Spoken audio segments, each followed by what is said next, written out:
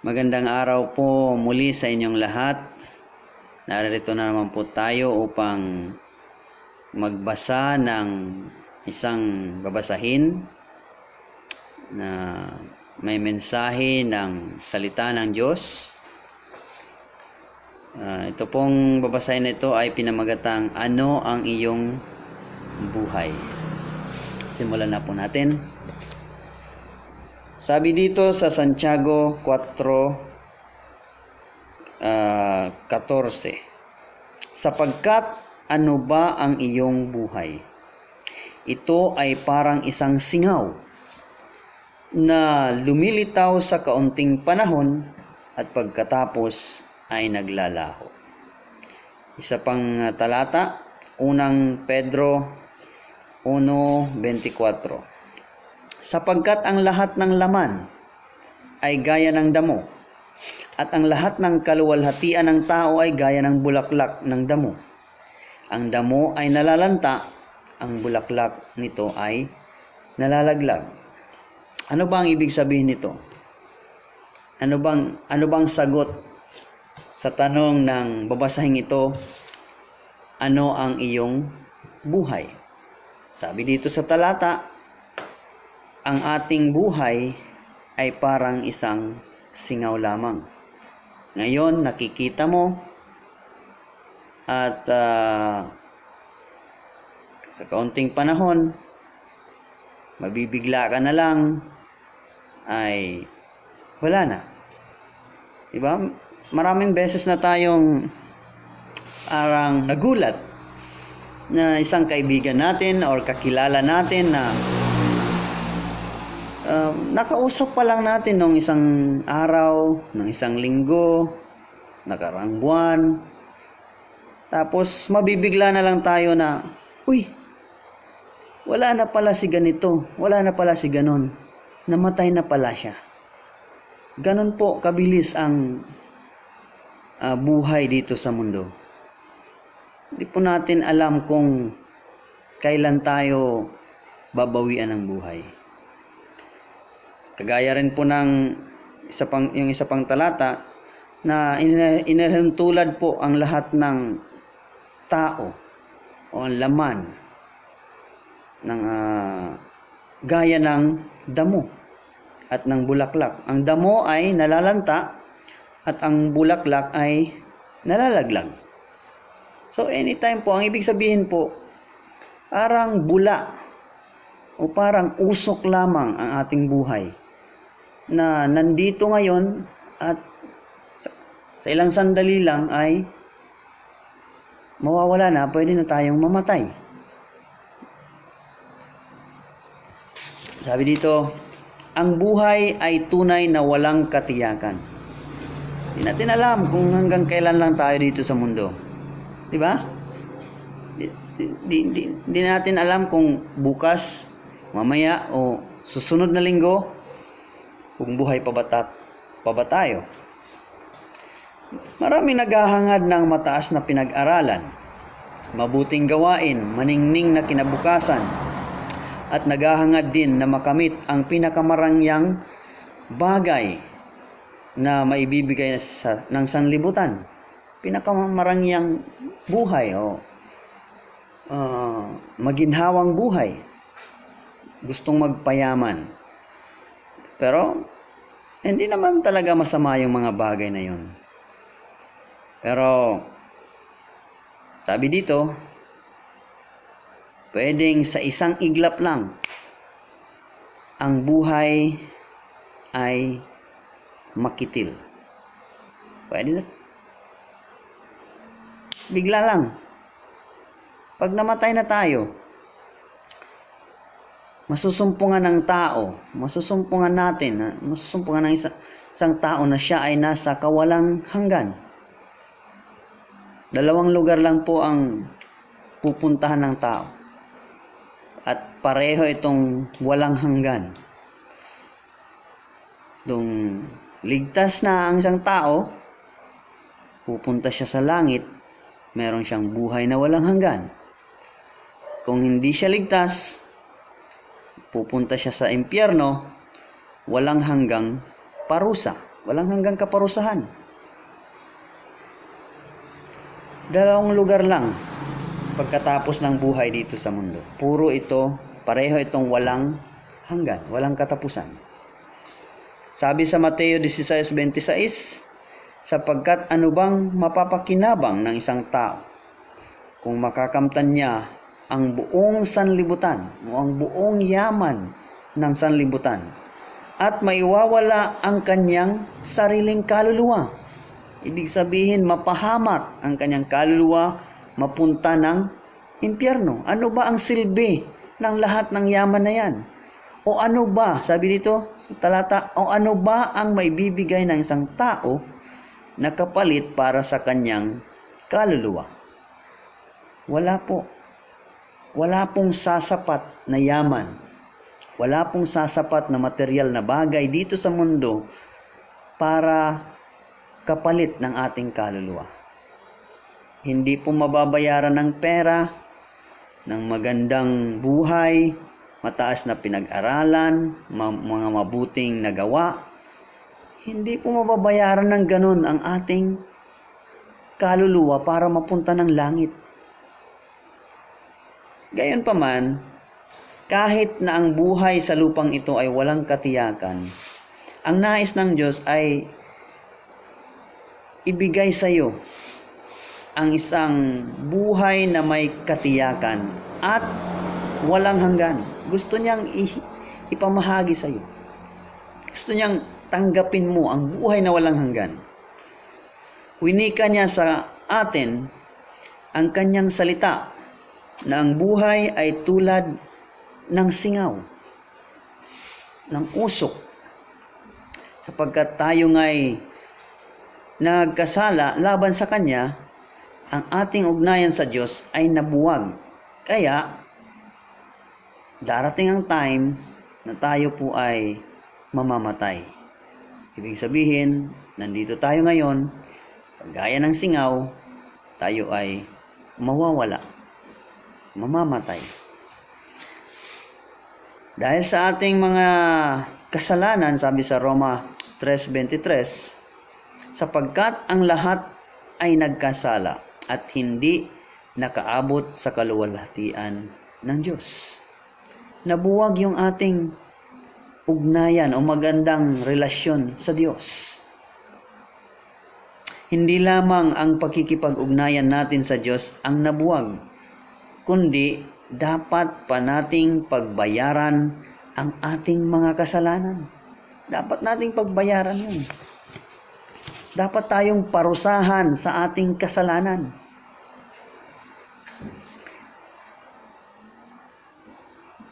At ang kabayaran ay kamatayan o kaparusahan na walang hanggan sa impyerno. Ang kamatayan ay totoo sapagkat ang kasalanan ay totoo. Kaibigan, kung sa tingin mo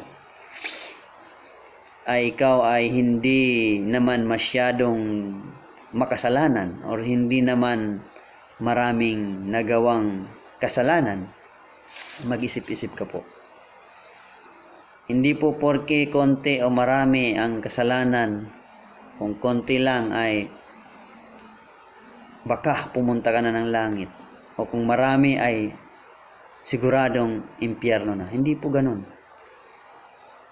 Lahat po ng ating kasalanan ay pagbabayaran po natin, maliit man o malaki. Sabi sa Roma 6:23, sapagkat ang kabayaran ng kasalanan ay kamatayan.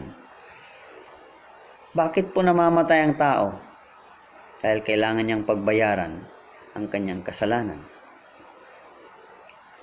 At itong kamatayan dito, hindi lang po ito kamatayan ng pisikal. Meron pong tinatawag sa Biblia na ikalawang kamatayan. Pero mabuti na lang na hindi po dito nagtatapos ang talatang ito, Roma 6:23. Meron po siyang karugtong. Sabi dito, tatapwat ang kaloob ng Diyos ay walang hanggang buhay sa pamamagitan ni Kristo Jesus na ating Panginoon. Sabi sa Pahayag 21:8. Tingnan mo ang last na kasalanan na nabanggit dito. Sabi diyan, at ang lahat ng mga sinungaling ay matatamo nila o matatamo ang kanilang bahagi sa lawa ng nagliliyab sa apoy at asupre na siyang ikalawang kamatayan. Meron pong tinatawag na ikalawang kamatayan. Anong ibig sabihin ng ikalawang kamatayan na ito? Na ang tao, maliit man o malaki ang nagawang kasalanan, ay mapupunta doon sa lawa ng nagliliyab na apoy at asupre. Ibig sabihin, doon sa impyerno. Huwag mo pong isipin na maliit lang yung nagawang kasalanan ay hindi ka napupunta ng impyerno. Kaibigan, kung hindi mo yan ihihingi ng tawad, ay talagang sa impyerno ka mapupunta. Iyong pansinin sa nauunang mga talata na ating nabasa na nagsasabi, datapwat ang kaloob na walang bayad ng Diyos ay buhay na walang hanggan. Na sa sino mang lalapit at tatanggapin si Jesus sa kanyang puso, kung tatanggapin mo siya, bibigyan ka ng buhay na walang hanggan. Kaibigan, hindi po ito sarili kong salita. Hindi po ito gawa-gawa kong kwento lamang. Ito po ay galing sa banal na kasulatan, ang Biblia. Okay?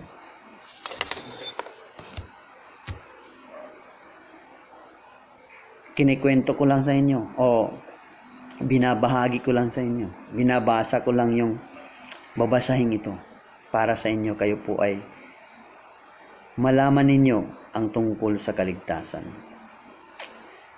At ito ay may sasagawa. Tuloy natin yung pagbabasa.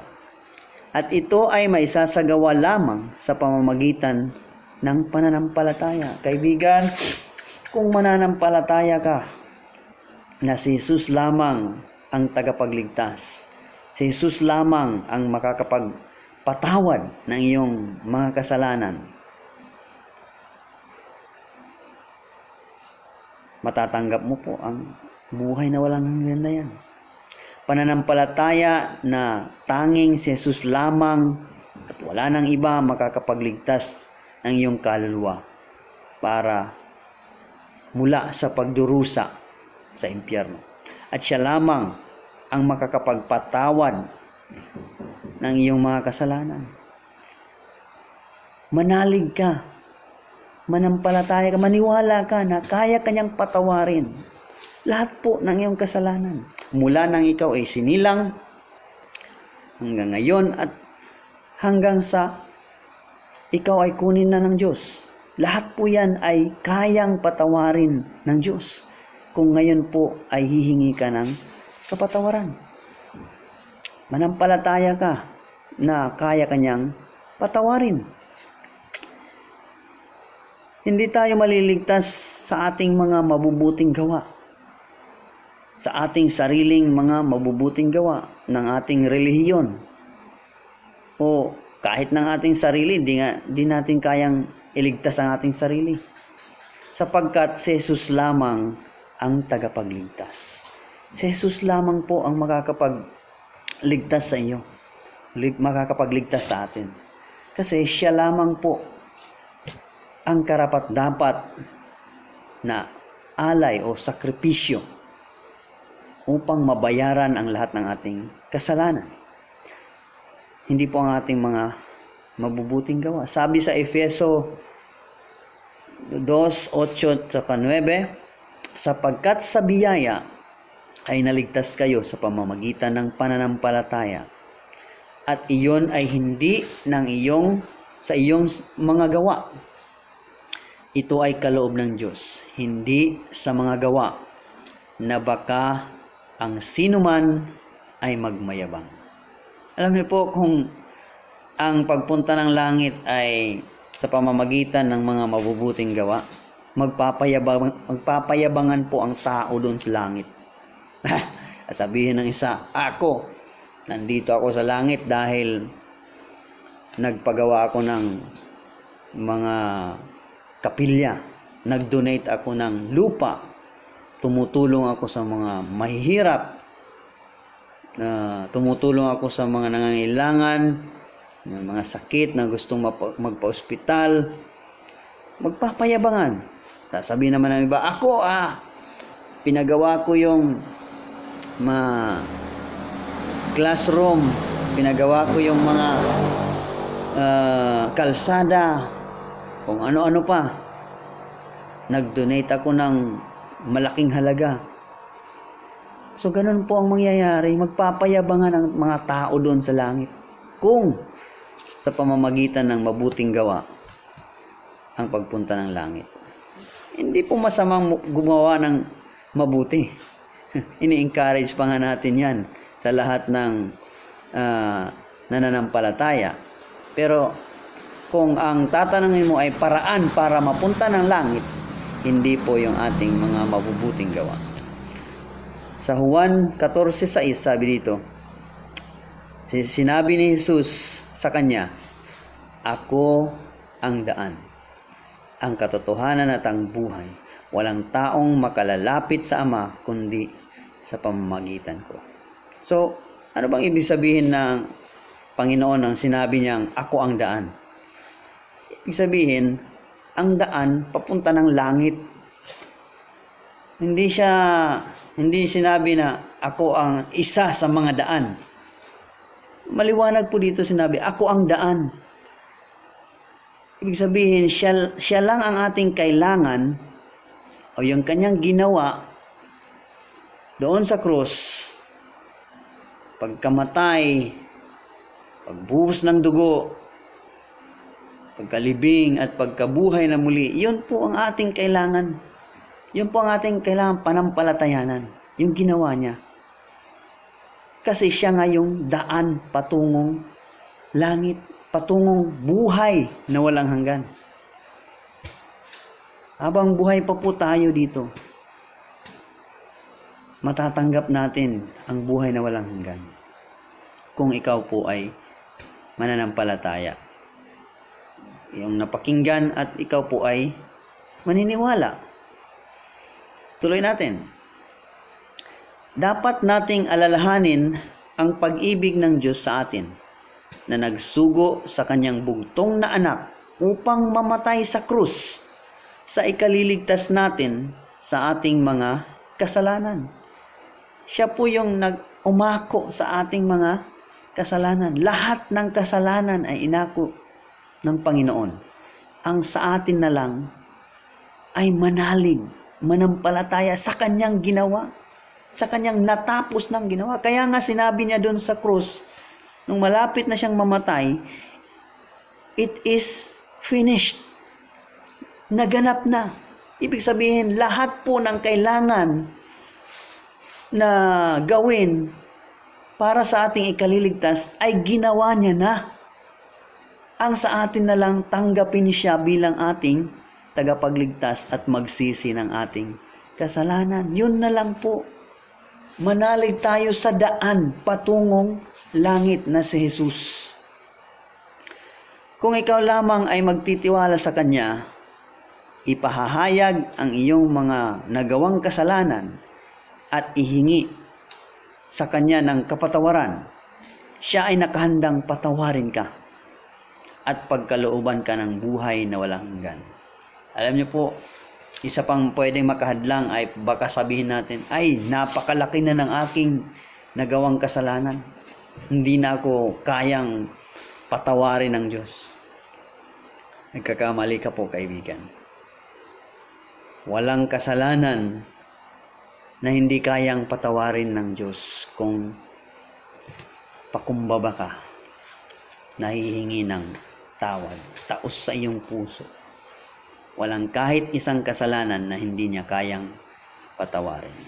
Kung ikaw po ay totoo na hihingi ng tawad sa Kanya. Sabi niya sa aklat ng unang Juan 1:9, kung ipinahahayag natin ang ating mga kasalanan, ating sabihin sa Kanya at hingi ng tawad.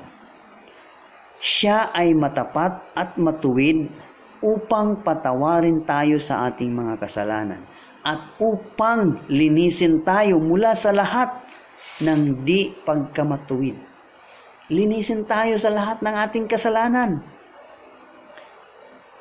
Ang mga bagay na ito ay isinulat ko sa inyo na sumasampalataya sa pangalan ng Anak ng Diyos, upang inyo nawang malaman na kayo ay may walang hanggang buhay, at upang kayo nawa ay manampalataya sa pangalan ng Anak ng Diyos. Unang Juan 5:13. So, sa dalawang talatang ito, sabi dito ng isa, kung hihingi ka ng tawad, nakahanda siyang patawarin ka. Kung ikaw ay nakahanda ring humingi ng tawad, handa rin siyang patawarin ka. At pangako niya, lilinisin tayo mula sa lahat ng ating kasalanan. Lilinisin tayo. Okay. Ano bang ibig sabihin ng lahat? Pag sinabi bang lahat, may matitira? Wala na po. Buong buhay natin, lilinisin tayo. Mula nang ipinanganak ka hanggang sa kunin ka niya. Pag humingi ka ng tawad ngayon, patatawarin niya po yun lahat ng ating kasalanan. At bibigyan ka ng walang hanggang buhay kung ikaw ay mananampalataya sa Anak ng Diyos na si Jesus. Sa iyo, kaibigan, ano po ang iyong magiging desisyon? Tatanggapin mo ba si Kristo sa iyong puso?